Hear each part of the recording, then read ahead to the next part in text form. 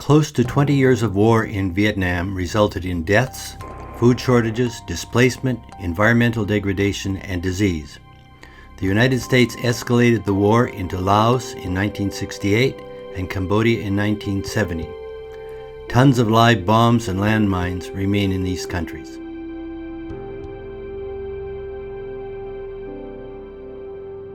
In 1975, the American-backed governments of South Vietnam, Cambodia, and Laos were defeated by communist forces. As Saigon fell, 130,000 people escaped by sea and were rescued by the U.S. military, which transported them first to Guam and later to the United States. The American government requested international assistance.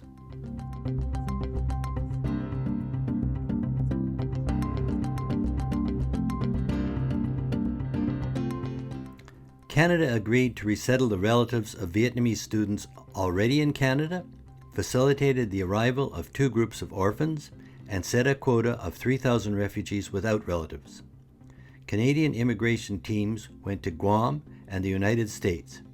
7,000 refugees arrived in 1975 and another 2,000 between 1976 and 1978. In the meantime, the communist governments targeted class enemies and minorities with execution, incarceration and indoctrination in re-education camps, and banishment to primitive new economic zones. In Cambodia, efforts by the authoritarian Pol Pot regime to reshape the society by eliminating intellectuals, artists, professionals, and anyone with an education resulted in an estimated 2.2 million deaths. Millions more were subjected to horrifying brutality.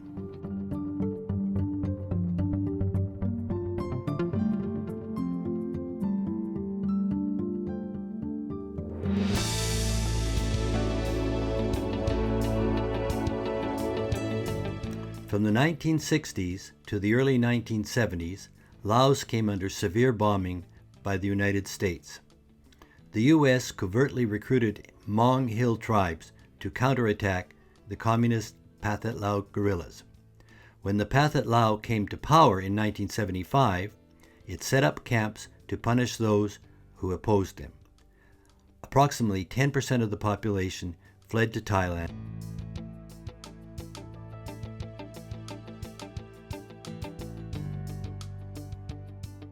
In late 1978, increasing numbers of ethnic Vietnamese and Vietnamese Chinese began to escape in overcrowded, unseaworthy boats, while large numbers of Cambodians and Laotians fled overland to Thailand.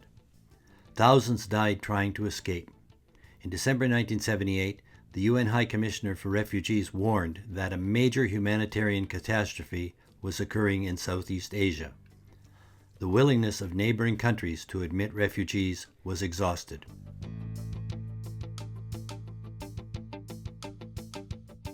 Between 1976 and 1978, Canada reformed its immigration system, introducing a unique private refugee sponsorship system. A decision to admit 600 refugees stranded on a derelict freighter, the Hai Hong, heightened media and public awareness of the boat people and stimulated willingness to do more. The private sponsorship system took off when the Mennonite Central Committee signed a sponsorship agreement with the government. Other churches followed.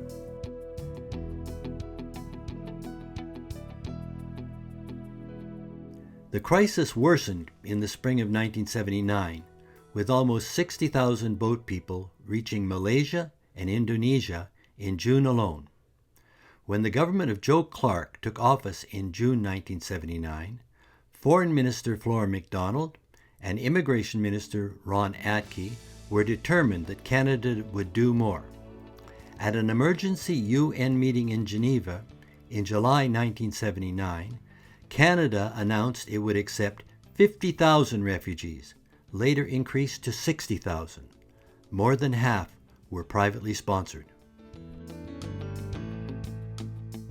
The people of Canada were awarded the Nansen Medal, the highest distinction bestowed by the United Nations for aid to refugees. While usually presented to an individual, the people of Canada were recognized for their efforts in resettling refugees, including those from Vietnam, Cambodia, and Laos.